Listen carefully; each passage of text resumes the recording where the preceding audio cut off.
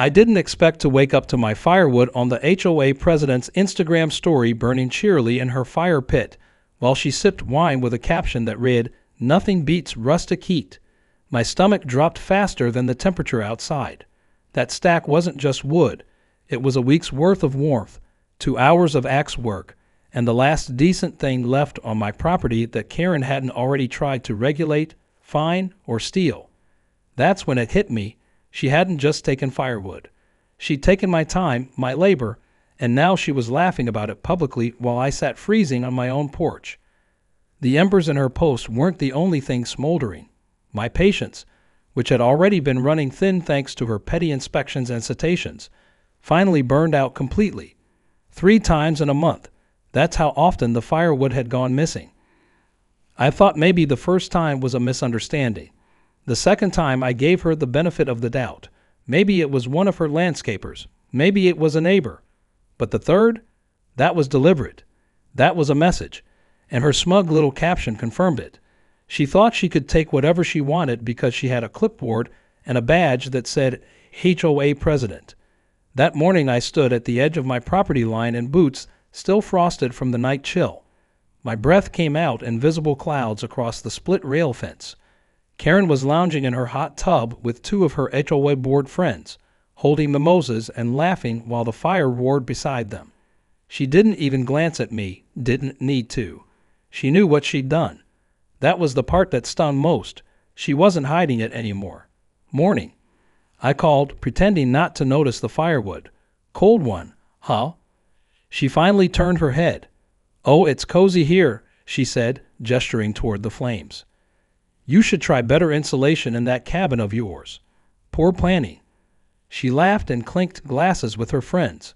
That fire was burning with the very logs I split yesterday evening, the ones I stacked by the old oak tree, the ones I had been planning to use to warm my kitchen while I cooked dinner tonight. Now they were crackling away to keep Karen's champagne fingers warm. I didn't say another word, just turned and walked back toward my workshop, every step on the gravel sounding like gunshots in the silence between us.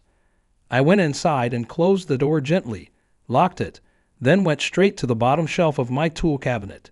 That's where I kept a few of the more industrial supplies, stuff I rarely used unless something really needed fixing or sealing.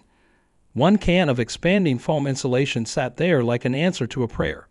High pressure, fast expanding, weatherproof, and so sticky it could ruin tools if not cleaned properly. If someone burned it inside a fire pit, let's just say it wouldn't end pretty. It wasn't illegal. I wasn't setting a trap. I was just reinforcing my property. From now on, every log that left my land without permission was going to carry a little surprise, something to remind her that country folks don't forget, and they sure as hell don't forgive when you mess with what keeps them warm. By noon I had hollowed out 6 fire logs, carefully, like icing an apple. I drilled from one end, scooped out the middle, then slowly injected the foam. It filled each log like a time bomb. Light on the outside, ready to erupt once exposed to heat. When it dried, I sealed the ends with a little sawdust and glue. They looked perfect, freshly chopped, almost too good not to steal. I built a stack and left it right by the fence line. It was bait, no question, but I made sure not to say a word about it. Let her make the first move. Let her take them with that same smug satisfaction. Let her build another fire and show off again online. This time, I'd be watching. That night I set up one of my wildlife trail cams pointed straight at the fence. I adjusted the angle so it would catch the corner of the yard where the logs were. I even left a wheelbarrow beside them, just to make it easier. That's the thing about folks like Karen. They don't expect consequences. They're so used to getting their way they forget to check if the bear is actually asleep before they poke it. Around 2:00 a.m., the camera caught movement. I was wide awake anyway, sipping coffee and watching a live feed from my laptop. There she was in a fuzzy bathrobe and slippers, pushing the wheelbarrow. No shame, not even a mask or hood. She looked both ways like she was crossing a street, then started loading the logs. 7 of them. Enough for a full fire. Then she wheeled them back, same way she came, like it was her personal supply shed. The next morning I woke to the faint smell of smoke and the unmistakable sound of panic. It started as a bang, then came shouting, high-pitched, panic shouting. By the time I stepped outside, I saw a plume of weird gray foam rising above the privacy hedges. Karen's fire pit was oozing like a busted can of whipped cream. One of her HOA friends stood frozen, holding a marshmallow stick. The fire pit had split down the middle from the pressure. One side had buckled. The foam had erupted and scorched the edge of the patio tile. A lawn chair was stuck in it, completely fused. Karen's scream could have curdled milk. I watched from the porch, stone-faced, as they tried to stomp it out, poke it with shovels, and finally just gave up and started spraying it with a garden hose. That didn't help, made it worse, in fact. The foam kept expanding as it absorbed moisture. It looked like an alien had exploded in the middle of her little champagne brunch setup. I let out a breath through my nose, turned, and walked back inside. I didn't need to say anything. She knew, and now she wouldn't just feel the cold in the air. She'd feel the sting of being outsmarted by the man she thought was too simple to fight back. And this was only the beginning. By the time the sun rose the next morning, Karen's backyard looked like a disaster zone. Bits of warped plastic from the melted lawn furniture stuck out from the edges of the fire pit like sad, drooping fingers. The brick enclosure had split in two jagged halves, a gaping, foam-coated chasm in the middle. Her patio umbrella lay on its side, one leg fused into the bubbling remnants, like a fly in amber.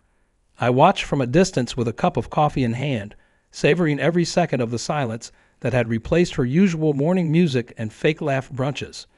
The HOA president wasn't laughing now. By mid-morning, a pickup truck from the county fire department rolled in. A fire marshal stepped out, clipboard already in hand, and began pacing around the foam-covered patio with a puzzled look on his face. Karen trailed behind him in an oversized sun hat and a pair of sunglasses that barely hid the panic twisting her features.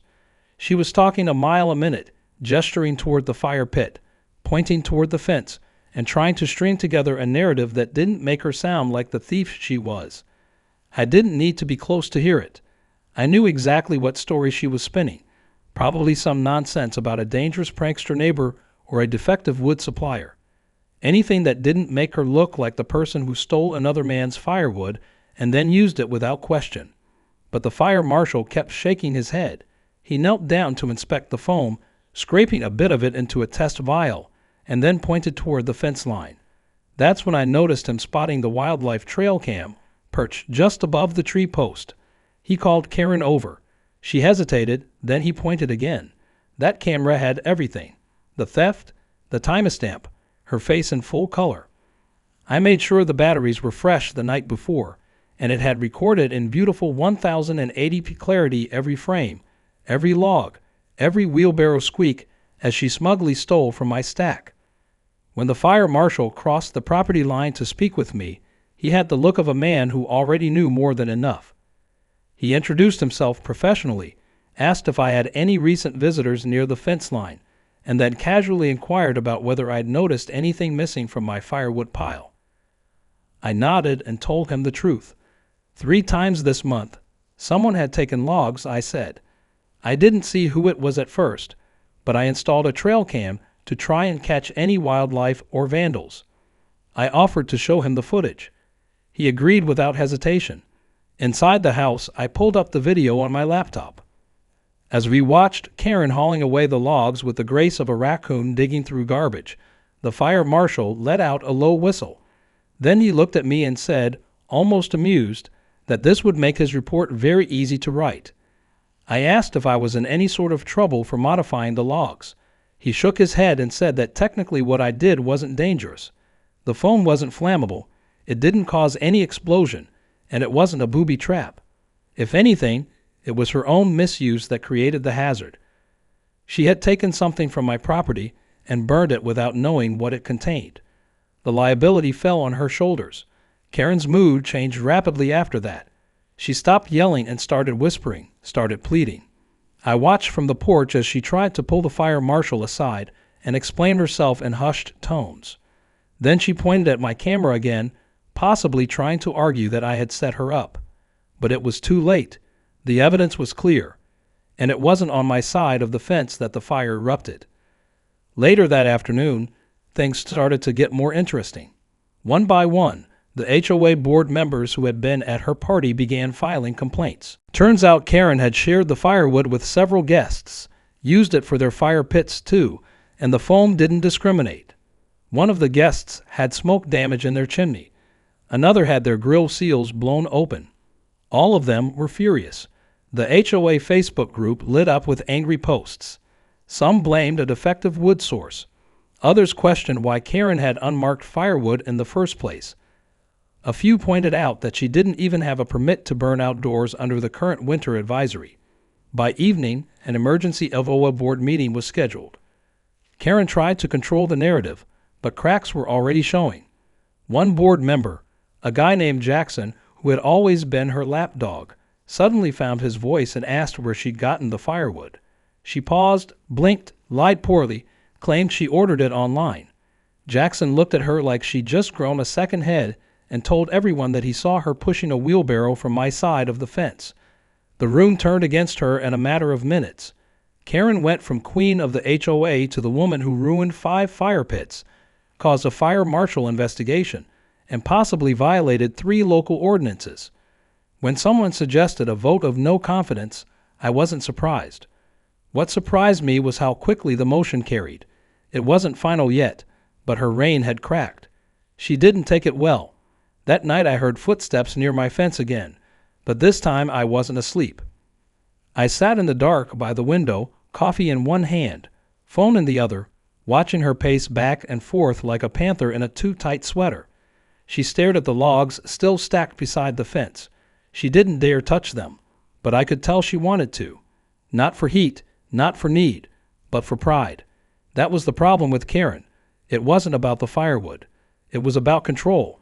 She wanted everyone to fall in line, to act like her HOA was the law, not just a group of overeager busybodies with a clipboard and a superiority complex. She couldn't handle that someone had outwitted her. Before she left, she sprayed something on my barn wall. I didn't need to check to know what it was. The next morning, in big, sloppy red letters, someone had written HOA trash. It was juvenile, pathetic, and beneath the dignity of her title, which, thankfully, she wouldn't hold much longer. As I hosed the paint off the next morning, I smiled. She had taken the bait, walked right into the trap, and now she was unraveling in plain sight, and I had more foam. A whole shelf full if she wanted another lesson. The following days unfolded like a slow-motion car crash, with Karen doing everything in her power to claw back the control she'd lost. But the more she tried, the deeper she dug her own grave. I kept my distance, mostly out of amusement, occasionally out of strategy. There was no need to say much when her own mess kept getting louder. She was unraveling in front of her HOA board, her neighbors, and half the county. Her fire pit fiasco had made its way into the local newspaper, buried in the police report section under the headline, "Unusual Foam Explosion Raises Eyebrows in Fairgrove Estates." They didn't name her, but anyone in town who'd seen her backyard knew exactly who it was. Karen didn't take that well. The next morning, she marched down the sidewalk in one of her power suits, clipboard in hand, like nothing had happened. She went door to door, issuing citations, most of them nonsense. One neighbor got written up for decorative lawn clutter because of a gnome collection. Another got cited for overgrown hedges that were trimmed just last week. She even tried to pin me for improper wood storage, which would have been hilarious if it weren't so desperate. I didn't flinch, let her bury herself. She was acting like a wounded animal that thought the more it bit, the more power it kept. That afternoon, a knock came on my door. It was a man in a pressed shirt and chackies, holding a yellow notepad. Code enforcement. Karen had filed 3 reports: improper storage of combustible materials, hazardous waste, unauthorized chemical usage. I invited him in, handed him a cup of coffee, and took him out back to see the wood pile. He examined everything closely, nodding at my clear labeling, the weather-protected tarp, and the absence of anything that even smelled like a violation. Then I showed him the original packaging for the expanding foam, non-toxic, used in barns, completely legal. He asked me why someone would be burning foam-filled logs. I said I didn't know. He grinned and said that wasn't my problem, then folded the reports in half and stuffed them in his back pocket. Karen, of course, didn't stop there. That evening, her landscaper rolled in with a leaf blower, sweeping the sidewalk between our properties like it was a public plaza. Except he wasn't aiming for leaves. He angled the nozzle up and sent a cloud of dust, dirt, and dry mulch straight over my garden bed. I watched the whole thing from the kitchen window. The wind was calm. It wasn't an accident. My tomatoes were coated, my herbs ruined for the week.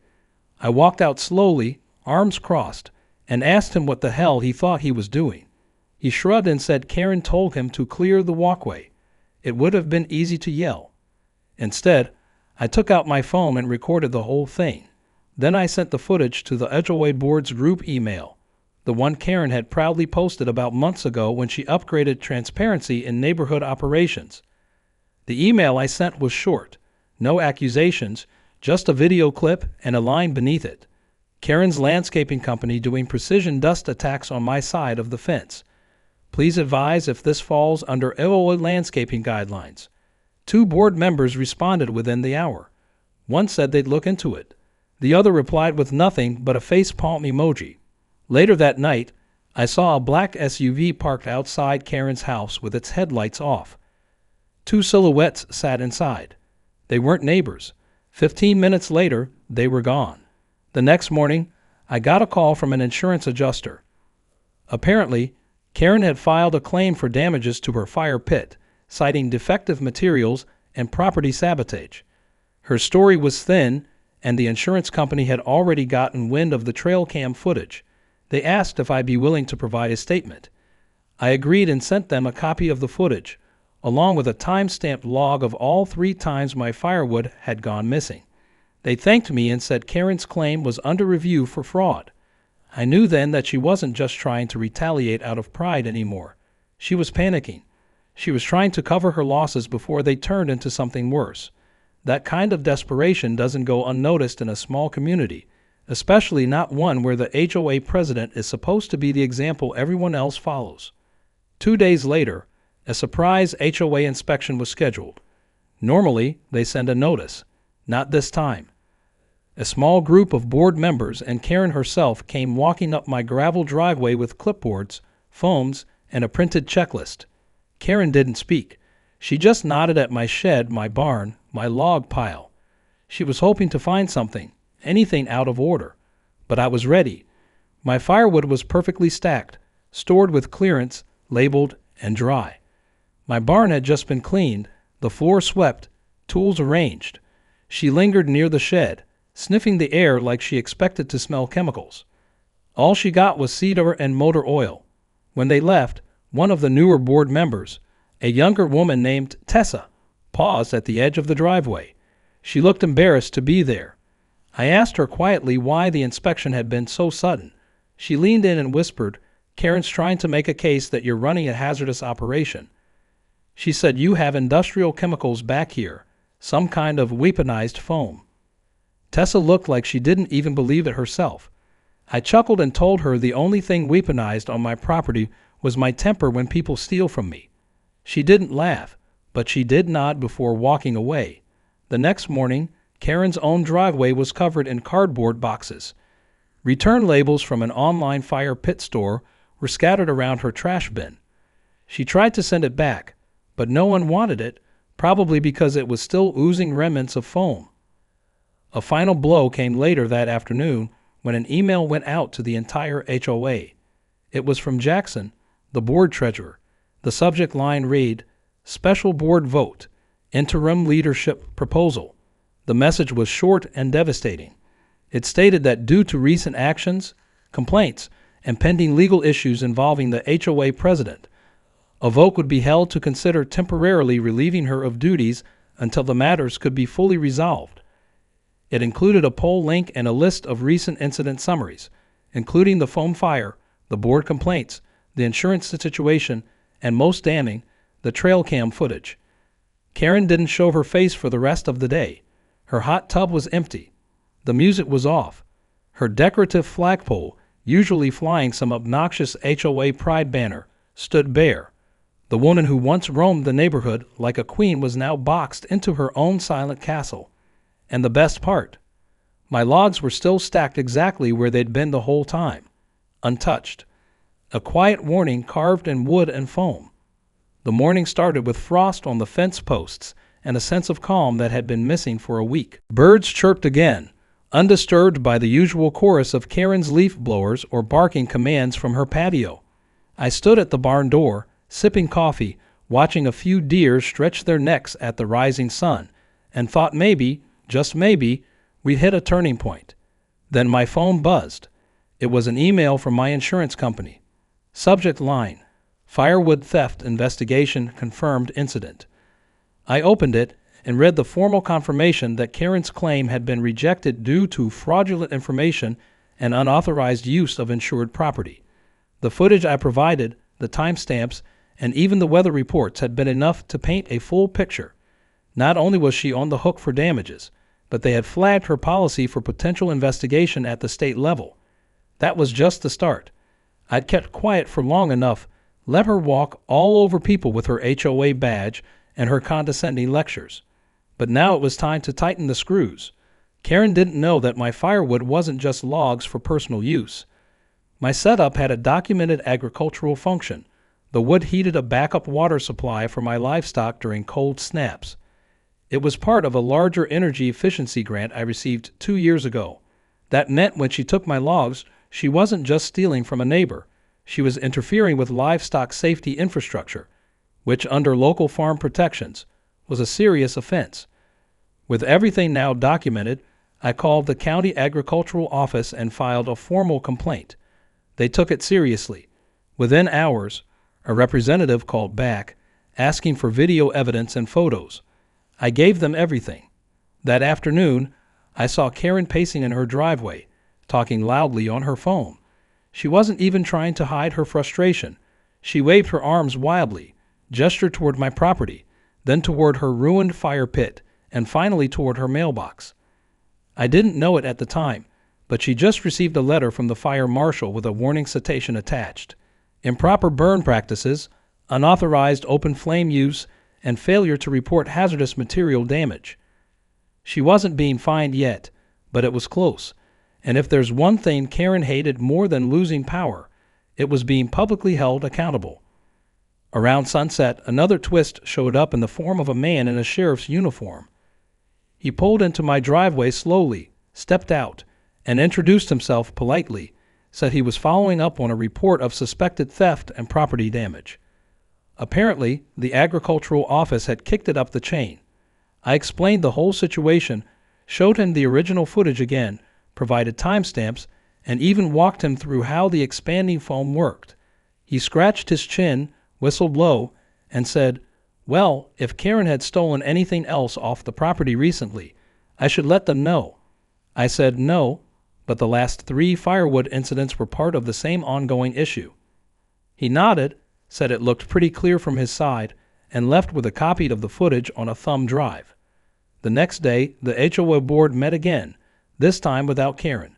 She'd been suspended pending the results of the vote, and now the board was considering a more permanent solution. Tessa, the same board member who'd warned me earlier, stopped by my gate with a batch of cookies. She looked tired but relieved. She told me Karen had tried to bully the board into siding with her, claimed she was being targeted, and even accused me of planting illegal materials on her property. Tessa said the board was tired of the drama, tired of the inspections, tired of her controlling everything like it was her personal kingdom. I offered her a seat on the porch and asked what she thought would happen next. She smiled faintly and said the members would vote, and if it went how she expected, Karen wouldn't be the president by the weekend. That evening, I decided to host something I hadn't done in years, a bonfire night. Nothing formal, just a gathering of neighbors, some hot cider, grilled sausages, and acoustic music. I stacked real firewood, clean and safe, out in the pasture behind the barn. I strung up lights between fence posts and sent word through the grapevine. No HOA invitation needed. The turnout was surprising. Over 24 people came, some bringing their own food or chairs, Others just curious to be part of something that didn't come with HOA fees and sour looks. We laughed, we told stories, and for once, people who'd only waved from their porches had actual conversations. They asked about my cattle, my old Ford pickup, the rotating solar heater I built from scrap metal. We didn't mention Karen, not at first, but by the time the second batch of cider was brewing, people were sharing their own stories. The surprise inspections, the threatening emails, the fines over mailbox paint colors and fence height. Karen's reign hadn't made the neighborhood better. It had made it quiet, not peaceful, just scared. Halfway through the evening, we heard a car engine rev and slow down out front. Heads turned.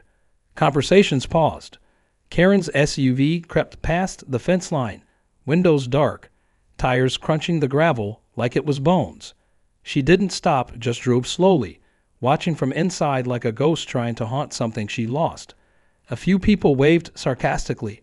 A few just shook their heads. I didn't move. I let her look, let her see what she no longer controlled. The next morning, I found tire tracks near the old fence gate, not from her SUV, smaller, probably from a bike or scooter. Someone had thrown a bag of marshmallows over the fence, each one stuck with a toothpick flag that read "Traitor." I picked them up one by one, dropped them in the trash, and didn't say a word. That's the thing about bullies. They hate silence. They want a response, but when they get nothing back, it drives them even more insane. Later that day, the sheriff called again. He said they were finalizing the report and needed a formal statement from me at the station. Nothing serious yet, but Karen might be contacted soon for questioning. He chuckled and said she was already threatening lawsuits against the firewood company, the foam manufacturer, and me, but none of them held weight. The facts were simple. She stole property, misused it, and caused her own damage. The foam legal, the theft documented. The only thing she had now was a bad reputation and a backyard that looked like a failed science experiment. As I hung up the foam and stepped back outside, I caught a chill in the air, but not from the weather. It was the kind of chill you get when you know someone's still out there, stewing, waiting for a chance to strike again. I went back to the barn, pulled one more hollowed-out log from the stash, and placed it neatly on the top of the pile. Just one, just in case she couldn't help herself. It was a still morning, the kind where the air feels like glass, cold and delicate.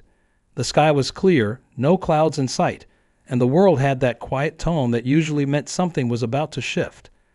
I stood at the edge of the pasture, sipping hot black coffee and watching the steam curl up and vanish into nothing. The firewood stack stood untouched. A full week had passed without any logs disappearing. Not one. No wheelbarrow trail. No rustling in the night. No mysterious footprints. Just calm. Almost too calm. Karen hadn't been seen much since the HOA board's vote finalized. The result wasn't even close. 14 votes for removal, 1 abstain, 0 in her favor. Her title was stripped, her board seat vacated, her email access revoked. She was no longer president of anything except the HOA's biggest embarrassment. Tessa was named interim chair. She stopped by with a thank you basket that included a homemade pie and a handwritten note. I kept the pie and burned the note. I didn't need recognition. I just wanted my land, my firewood, and a quiet winter. But Karen, as usual, couldn't let it go. That kind of woman doesn't just disappear quietly. She smolders. She plans. She waits. And then she strikes when everyone thinks the story's already over. That's exactly what she tried to do. 2 nights after the board voted her out, my dog Rusty started barking at something near the fence, not his usual annoyed bark. It was sharper, urgent, the kind he used when coyotes circled the barn. I grabbed my flashlight and headed out, boots crunching frost, breath fogging up in the beam of light. I followed Rusty to the wood pile. Nothing seemed out of place until I looked closer and noticed a strange glint beneath one of the top logs, a small black device wedged between 2 split pieces. It took a second to realize it was a camera, not a wildlife cam, a compact motion-activated unit, probably with a night vision mode. She planted it there, likely hoping to catch me reloading my foam trick, hoping she could spin a new narrative, maybe use it for another claim or to accuse me of malicious intent. I smiled. She was running out of tools, planting cameras, spying through fences, trying to bait me into a mistake. That was desperation, not power. I removed the camera carefully and tossed it into the empty feed barrel by the barn. Let her come ask for it. I'd be happy to explain that too. The next day, the sheriff returned. This time, he wasn't here just for a chat. He had a warrant for a formal statement and a copy of the insurance fraud investigation summary. Karen's actions were now on record with both the sheriff's department and the county prosecutor. He said charges weren't filed yet, but she was officially a subject of interest. He asked if I'd be willing to testify if needed. I said I would, but I hoped it wouldn't come to that. He laughed and said, "With people like her, it always comes to that." The neighborhood started to change after that. People became more open-friendly. One by one, neighbors I'd barely spoken to began waving, stopping by with greetings, asking about cattle feed or winter prep. Without Karen breathing down their necks, people exhaled for the first time in years. The known collector across the street brought over a fruitcake. The retired couple next door offered to help mend part of my fence. Kids started playing in yards again. Chalk drawings appeared on sidewalks. And for once, the place felt like a community, not a gated rule book. But Karen wasn't done. Her last move came quietly, under the radar, like she was trying to slip a knife between the ribs without anyone noticing. She tried to file a civil suit against me for damages to her property and emotional distress. I found out through a mailed notice, hand-delivered by a process server who looked embarrassed to be holding the envelope. The accusations were laughable. She claimed I had lured her into taking the wood, that I had used chemical agents without proper labeling, that I had exhibited a pattern of aggressive rural behavior. Her lawyer must have gotten the phrases from a soap opera. I didn't even blink. I sent the notice straight to my attorney, a fourth-generation ranch lawyer who knew more about boundary law than anyone alive. He laughed when he read it and told me this was just noise. Karen knew she was cornered and wanted to stir the pot one last time before the lid clamped shut. He filed a counterclaim, backed by every video, photo, and report we had collected over the past month. It was a mountain of proof, and Karen had nothing to stand on except broken bricks and a smoking insurance letter. 3 days later, the case was dismissed before it ever reached court. The judge threw it out as meritless. Karen was fined for wasting the court's time. Her reputation, what little remained, crumbled overnight. The same neighbors who once feared her wouldn't even look her way anymore. Her house became the quietest on the block. The hot tub drained. The patio lights dimmed. Her pride, it seemed, had finally burned itself out. The story ended not with a scream or a bang, but with a whisper. I went out back, picked up that last foam-filled log I'd saved just in case, and placed it on the burn pile behind the barn. I wouldn't need it anymore. Karen wouldn't be back, not with law breathing down her neck, not with the HOA turned against her, not with her social media accounts deleted and her mailbox full of returned letters. Still, as I watched the flames slowly curl up from the burned pile and catch the edge of that last log, I couldn't help but smile. That log had been a symbol, a warning, a message in plain sight. Don't take what isn't yours. Don't poke the man who chops his own firewood. Don't assume silence means surrender. When the log finally hissed and cracked and crumbled into ash, I tipped my hat to it and walked away.